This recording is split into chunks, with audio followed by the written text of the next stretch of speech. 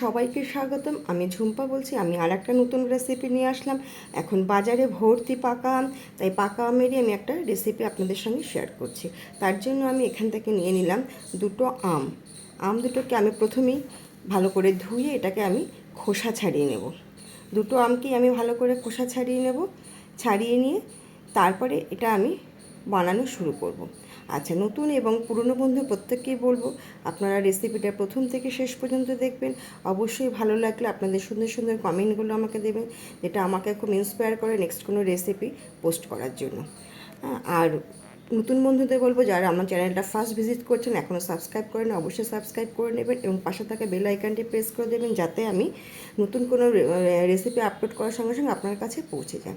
আমি আম দুটোকে টুকরো টুকরো করে নিয়ে পিস পিস করে নিয়ে আমি এটাকে মিক্সি জারে আমি দিয়ে দিলাম। পাকা আমের টুকরোগুলোকে সব এর মধ্যে আমি দিয়ে দিলাম। এখানে দিয়েছে কিন্তু আমি দুটো আম। যার যার প্রয়োজন মতো আম নেবেন। আমি দুটো আম নিয়েছি। আর এর মধ্যে আমি দিয়ে দেব কয়েক টুকরো কাঁচা আমের টুকরো কটা আমি দিয়ে দেব। একটা আমের একটা সাইড থেকে 4 টুকরো হয়েছিল, সেই টুকরোটা আমি এখানে দিয়ে দিলাম। দিয়ে এটাকে পেস্ট করে এই পেস্টটাকে আমি এবার ছাঁকনি দিয়ে ভালো করে ছেঁকে নেব। না হলে না আমের একটা আঁশ থাকে, তো তাহলে খেতে গেলে স্মুথ মনে হবে না। তাই এটাকে আমি ভালো করে ছেঁকে নেব। ছেঁকে নিলে কিন্তু জিনিসটা খেতে খুব ভালো লাগবে।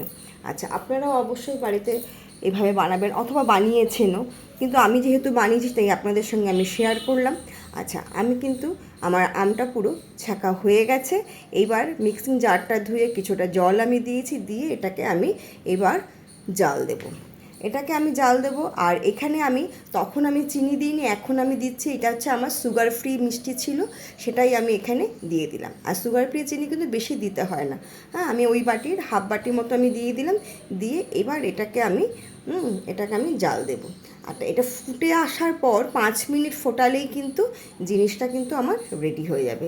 এটাকে এখনও ফোটেনি, ফোটানোর যে যখনই ফুট শুরু করবে তখনই তারপর থেকে এটাকে 5 মিনিট ভালো করে ফোটাবো এবং এটাকে কন্টিনিউয়াসলি আমাকে নাড়িয়ে যেতে হবে। নাড়িয়ে সমানেই যেতে হবে। আচ্ছা, এখনও কিন্তু আমার এটা এখনও ফুট আসেনি, ফুট আসছে। আমার এটা কিন্তু ফুট এসে গেছে। এইবার এটাকে 5 মিনিট এটাকে এভাবে করেই জাল দেব। জাল দেবো। আর জাল দেওয়ার সময় অবশ্যই বারবার এটাকে কিন্তু আমাকে হাতা দিয়ে বারবার করে নাড়িয়ে দিতে হবে, এতে নিচে লেগে না যায়। আর যেহেতু আমার একটা স্টিলের কড়াই, নিচে লেগে যাওয়ার ভয় থাকে, তাই আমি এটাকে সমানে কন্টিনিউয়াসলি এটাকে নাড়িয়ে যাচ্ছি। এটাকে নাড়ানো। এবার আমার ফুটানোটা এটা হয়ে গেলে এটাকে এবার রেখে দেব ঠান্ডা হওয়ার জন্য। আমি কিন্তু অফ করে দিলাম, আমার ইন্ডাকশানটাকে অফ করে দিলাম। অফ করে দিয়ে এটাকে এবার ঠান্ডা হতে দেব।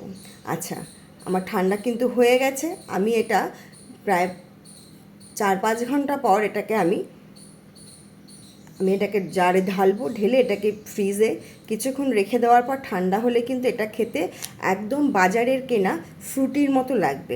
অবশ্যই আপনারা এইভাবে বাড়িতে করে দেখবেন যে কতটা সুন্দর খেতে, এবং যেহেতু ঘরের রিয়েল জিনিস দিয়ে করা, তার খাওয়ার মজাটাই কিন্তু আলাদা।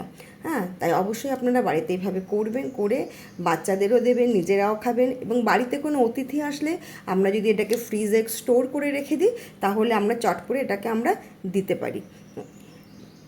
আমার কিন্তু রেসিপি পুরোপুরি এটা কমপ্লিট। আমার এটা ফ্রুট জুস, একদম রিয়েল ফ্রুট জুস, যেটা নাকি খেতে একদম বাজারের কেনা ফ্রুটির মতো। অবশ্যই আপনারা এটাকে এভাবে বাড়িতে করবেন। নমস্কার সবাইকে, আমার সঙ্গে থাকার জন্য, আমার পাশে থাকার জন্য। সবাইকে আমার আন্তরিক শুভেচ্ছা।